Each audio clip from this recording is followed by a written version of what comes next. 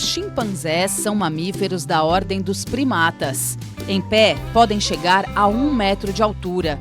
Vivendo na natureza, um macho atinge até 70 quilos e uma fêmea 50. O que diferencia esses animais dos seres humanos é apenas 1% do DNA. Desde pequenos, já observam os pais e aprendem com eles, repetindo as mesmas experiências.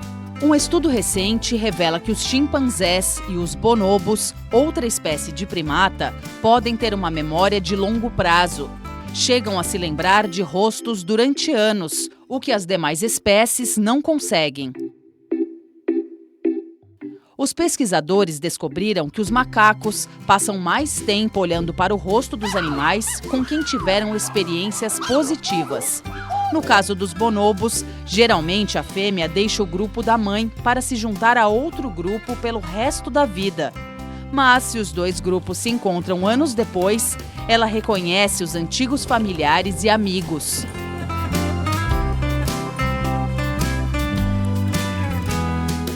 A nova pesquisa não determina um limite para a duração das memórias, mas sugere que eles possam se lembrar das fisionomias tanto tempo quanto os humanos.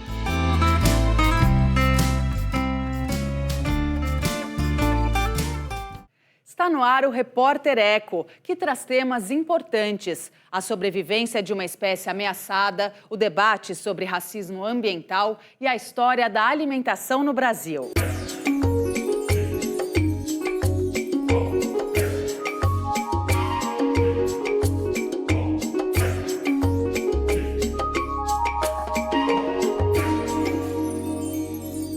Veja os destaques do programa de hoje.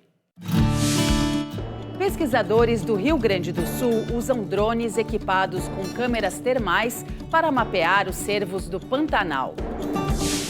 Algumas populações são mais vulneráveis aos eventos extremos causados pelas mudanças climáticas. Elas são fortemente atingidas por enchentes, secas e deslizamentos de terra. Uma saborosa viagem pela culinária do país, na série que mostra a influência de indígenas, portugueses e africanos.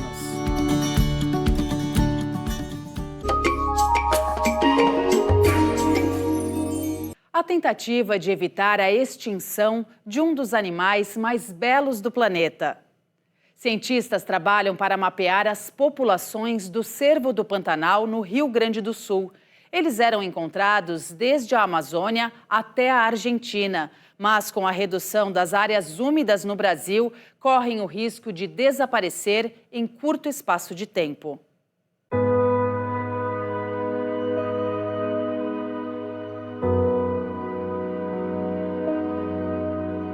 Veloz, elegante, gracioso.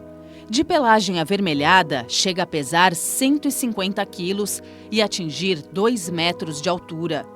O maior cervídeo da América do Sul, o cervo do Pantanal. Apesar do nome, ocorre em diversas regiões do Brasil. Vive em áreas alagadas, várzeas de rios e planícies inundadas, o que faz do Pantanal um habitat próspero.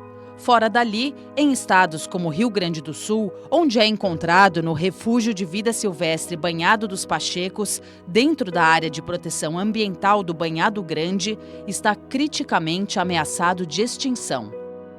É um desafio muito grande, para a gestão do banhado e para a APA também, de conservar essa espécie para as gerações futuras.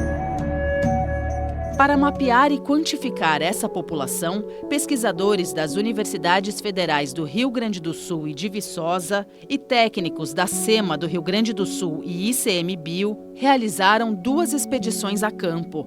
A mais recente durou 9 dias e envolveu 12 profissionais.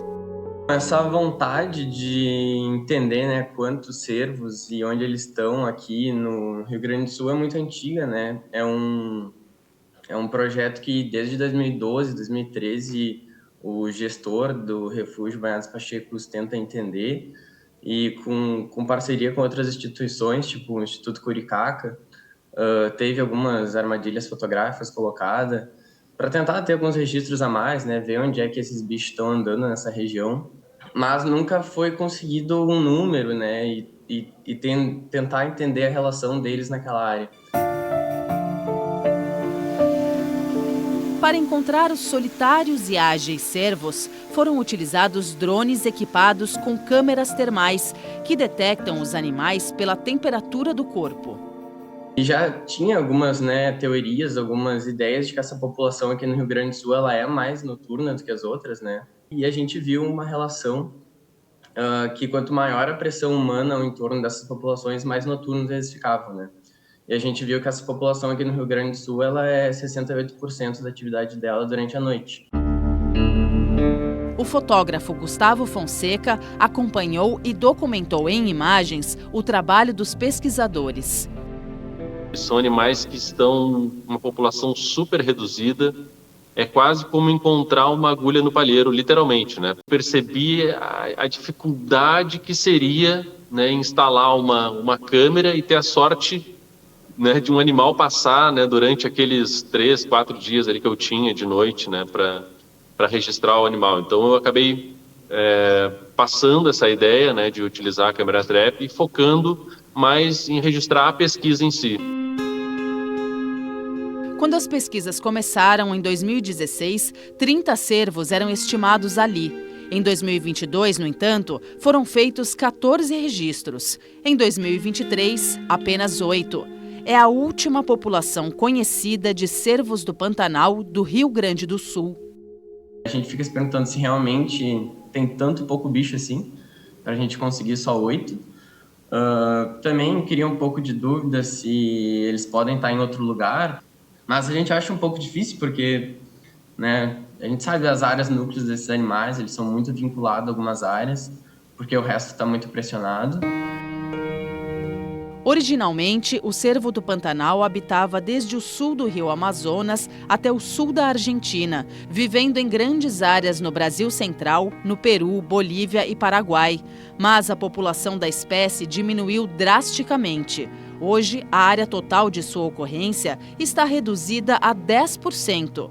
Rodovias, agropecuária, caça e outras ações humanas são as principais ameaças. Para essa população aqui no Rio Grande do Sul, a gente tem essa grande pressão de conversão de área remanescente úmida, né, que são as áreas mais importantes para eles. Então, banhado, várzea, é uma região de banhado aqui onde o pessoal maneja muita água, então está tendo muita mudança dos recursos hídricos. Tem relatos de cervos perseguindo, de cachorros perseguindo cervos. A caça foi algo que já foi relatado bastante na região, né? Aqui no Rio Grande do Sul se caça bastante. O cervo do Pantanal se alimenta de plantas aquáticas em ambientes como alagados e várzeas e garante o equilíbrio desses ecossistemas. Para tentar salvar o animal na região, é fundamental investir na recuperação de áreas florestais e na implantação de corredores ecológicos que permitem a conexão entre elas. A gente não pode parar de tentar entender quantos cervos estão aqui e onde é que eles estão, porque senão a gente nunca vai conseguir tomar uma decisão estratégica, né, espacial boa. A gente tem que tentar parar essa conversão de áreas. Desde há muito tempo vem diminuindo a região de área úmida e de banhado, né? Mais uma vez, as atividades humanas colocam em risco a sobrevivência de outros seres vivos. Conservar o meio ambiente é assegurar a vida no planeta em todas as suas formas. A gente tem que conservar essa população de cervos porque ela é a última aqui do Rio Grande do Sul. Se a gente não manter ela, a gente nunca mais vai ter indícios do cervo aqui. Ali foi um momento assim de meio que caiu a ficha, assim, né? De cara, talvez a gente realmente esteja diante dos últimos animais dessa área.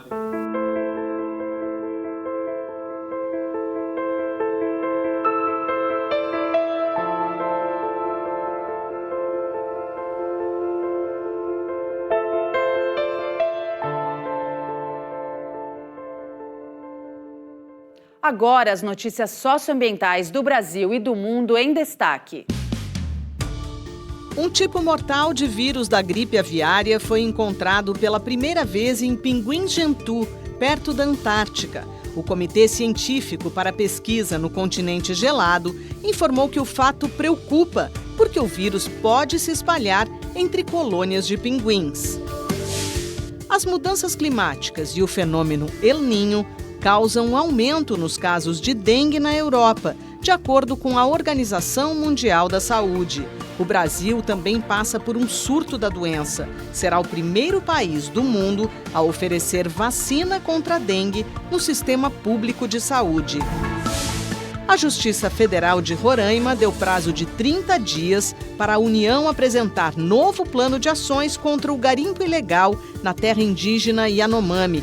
A medida foi decidida diante da falta de planejamento efetivo para a instalação de bases de proteção e retirada de invasores do território tradicional.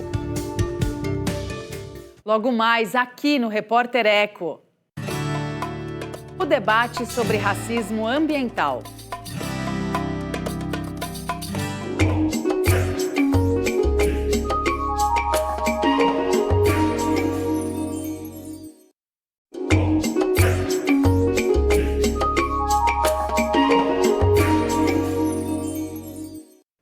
A expressão racismo ambiental é usada há décadas por pesquisadores para indicar a vulnerabilidade de algumas populações.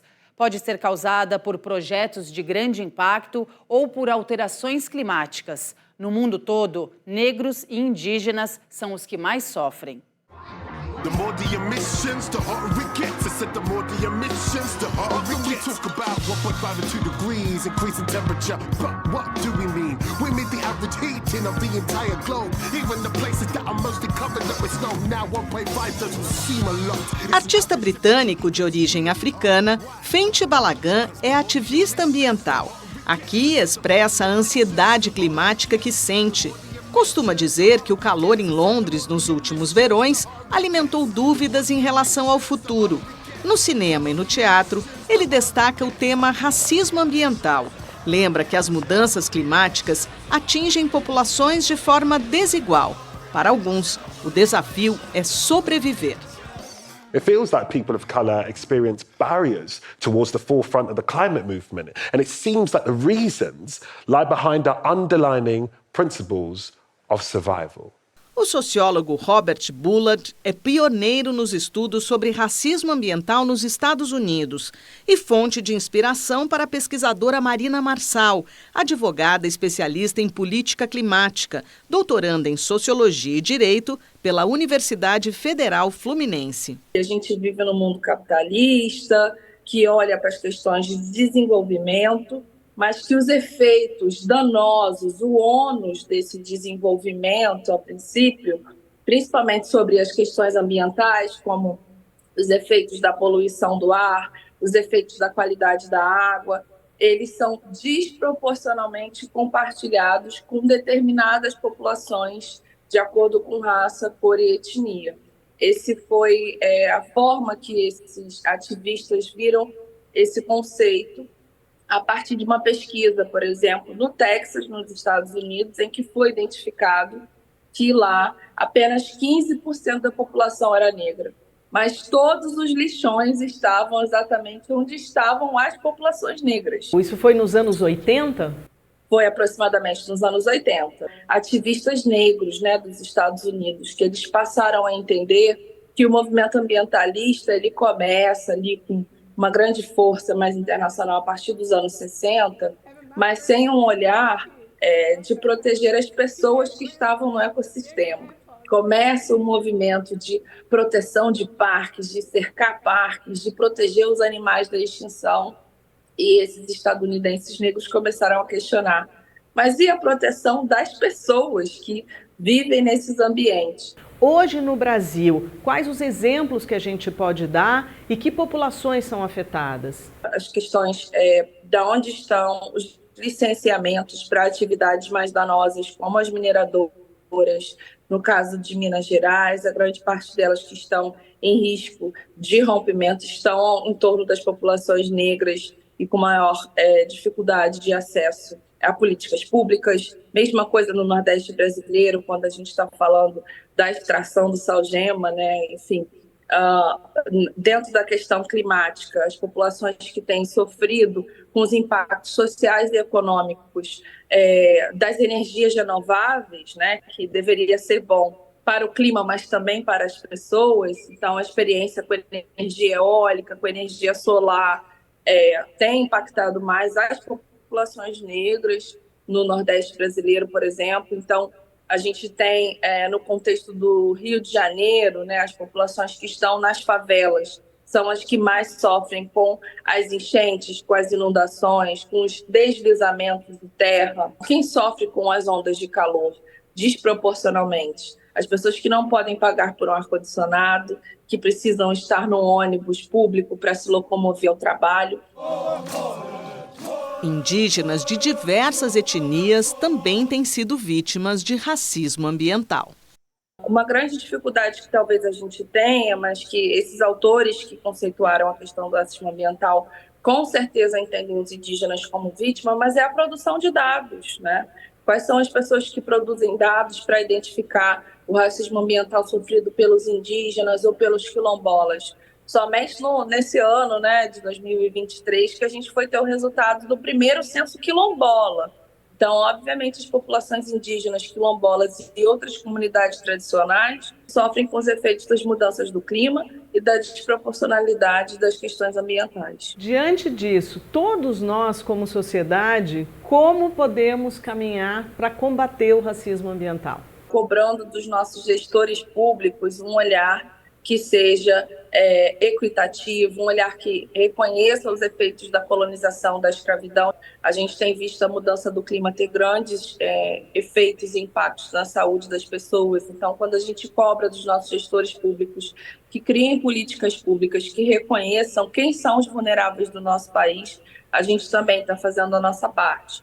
Quando a gente tem a possibilidade de fazer uma coleta seletiva de lixo, ainda que o outro não possa, a gente está contribuindo para que o deslizamento de terra, as enchentes, talvez tenha um impacto menor sobre essas pessoas.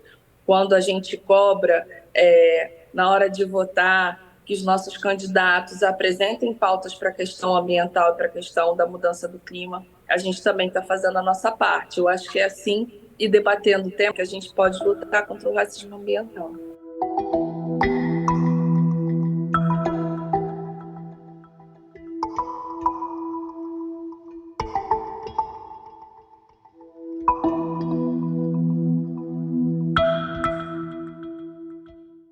Veja a seguir aqui no Repórter Eco, uma viagem pela história da alimentação no Brasil.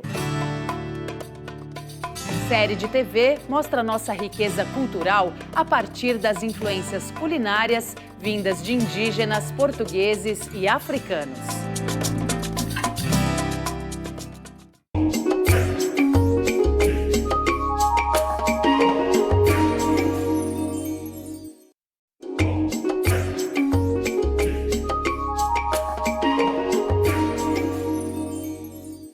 A comida revela a identidade de um povo. O livro História da Alimentação no Brasil, um clássico do pesquisador Câmara Cascudo, inspirou a criação de uma série com o mesmo nome.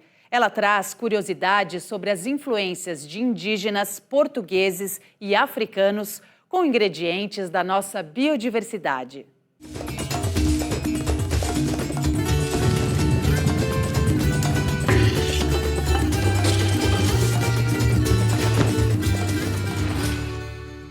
Minha mãe fazia um cuscuz de cabeça amarrada. Esse cuscuz de cabeça amarrada é uma cuscuzeira e em vez de, ou uma cuscuzeira ou uma panela, em vez de você colocar a mandioca dentro, você coloca ela num prato, amarra com um pano, bota água para ferver e vira esse pano para baixo. A massa da mandioca, ela vira o cuscuz com o cuscuz no vapor desse pano. Quando a gente pensa nos alimentos-chave de cada continente, a América inteira vai ser o milho, a Europa vai ser o trigo, a Ásia vai ser o arroz, né? Só que dentro dessa coisa da América inteira ser toda guiada pelo milho, o Brasil escapa aí por conta da mandioca. Uma lembrança que eu tenho muito viva é do meu pai e dos irmãos, primos dele, trabalhando na farinhada. A farinha de trigo. Os depoimentos estão na série História da Alimentação no Brasil, baseada no livro clássico de mesmo nome do pesquisador Câmara Cascudo, do Rio Grande do Norte, que nasceu no fim do século XIX e morreu em 1986. Ela foi dirigida e narrada pelo cineasta Eugênio Pulpo. Se você liga a televisão e você vê diversos programas de culinária, né, com receitas e tudo isso, mas nem os programas que a gente vê não aprofundam assim a importância da alimentação no Brasil, né, com esse viés histórico, por exemplo. Raspado o miolo, a amêndoa do coco reduzido à massa é espremida e o leite, puro ou com água, doce ou salgado, dá o inconfundível sabor de sua colaboração. Com leite de coco, come-se até areia. Quem foi o Câmara Cascudo? Câmara Cascudo, folclorista, né, um autor de mais de 140 livros, e entre eles o Made in África, a Geografia dos Mitos Brasileiros, o Dicionário do Folclore Brasileiro, obras importantíssimas, né, que criam essa identidade da cultura nacional. E uma pessoa que visitava a casa dos outros, ia às feiras e para procurar conhecer mais e melhor os costumes. O livro Uma História da Alimentação no Brasil, do Câmara Cascudo, é o trabalho mais importante sobre esse assunto já escrito no país. E ele era uma mistura de sociólogo, etnólogo, historiador, antropólogo, folclorista. Ele procura ver como é que índios, negros e brancos contribuíram para uma coisa que se chama o gosto brasileiro. Ele foi o primeiro pesquisador a ir à África, ver as raízes da culinária africana que veio para o Brasil. E ele também entrevistou ex-escravos e tal, quer dizer, fez uma etnografia que à época não se fazia. O português prestou duas contribuições supremas no domínio do paladar, o açúcar e o sal. A mão da cozinheira portuguesa fez o beiju mais fino, mais seco, do polvilho, goma da mandioca. Nós fizemos aqui a coleta do anajá, um fruto, uma das maiores palmeiras. E após a gente se alimentar desse mesocarpo, ele vai ficar na natureza as sementes e vai se transformar nesse coquinho. A primeira tentativa, nós encontramos aqui o gongo, o bicho do coco, um alimento super nutritivo. De alguma forma, a série ressalta o valor da biodiversidade brasileira? Muito da cultura desses diversos povos que vieram para cá tiveram que ser adaptadas com ingredientes locais, com o produto nacional. Então, eu não tenho dúvida que existe uma valorização muito importante da biodiversidade brasileira nessa série. A banana não era conhecida por vários povos indígenas. O antropólogo alemão Karl von den Steinen, que rodou o Xingu em 1887, revelou que as tribos nos rios formadores do Xingu não conheciam a bananeira. Era compreensível que eles não conhecessem metais, anzóis, cães, mas nunca ter provado a banana. A série História da Alimentação no Brasil, disponível em canal de streaming e em tentativa de exibição na TV aberta, tem 13 episódios recheados de curiosidades, gravados em mais de 30 cidades brasileiras e 11 portuguesas, com imagens preciosas de arquivo. Entre outros assuntos, eles falam da mandioca, do milho, da banana, temperos da panela indígena, leite de coco, a dieta africana e a ementa portuguesa, seguindo capítulos do livro de Câmara Cascudo. Na nova temporada, serão refeitos os passos do autor numa viagem à África por Moçambique, Angola e Guiné-Bissau. Visitando as feiras, os mercados, conversando com chefes e mostrando também como essa influência não se deu apenas na Bahia, né? Mas como que Minas Gerais tem uma influência muito grande da comida africana. A gente vai ter um episódio sobre o arroz, outro sobre feijão, E para além dos ingredientes, a gente vai ter sobre alguns fenômenos. Então, por exemplo, a comida de deslocamento, né?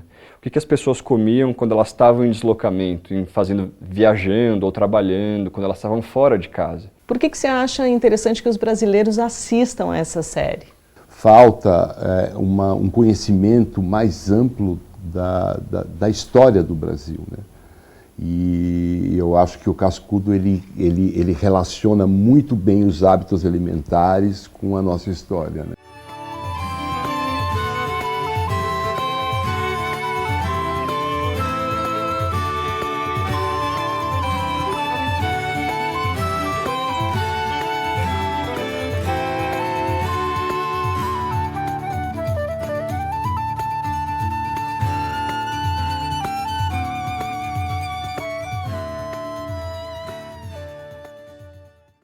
O Repórter Eco de hoje fica por aqui. A gente se encontra no próximo programa para mostrar novas ações e pesquisas por um mundo melhor para todos. Até lá!